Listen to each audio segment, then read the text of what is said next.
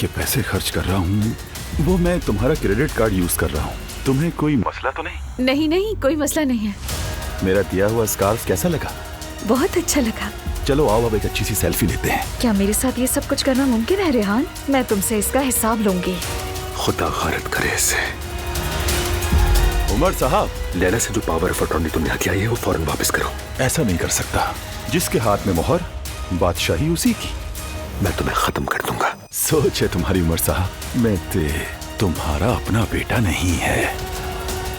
ये वो जड़ी बूटियों का निचोड़ है जो हमल गिरा देता है। उसकी चाय में मिला देना। जैसे ही हमल गिरेगा उसका, तुम सही हो जाओगी। बच्चे अब काफी हरकत करने लगे हैं। मैं बाकायदगी से हर्बल चाय पीने लगी हूँ और ये तुम्हारे लिए भी लाई हूँ। अल्लाह शिफा दे।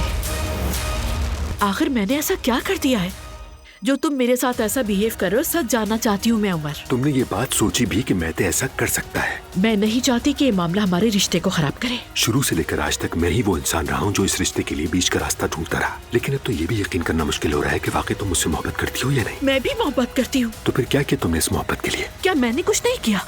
ये सवाल तुम खुद से करो।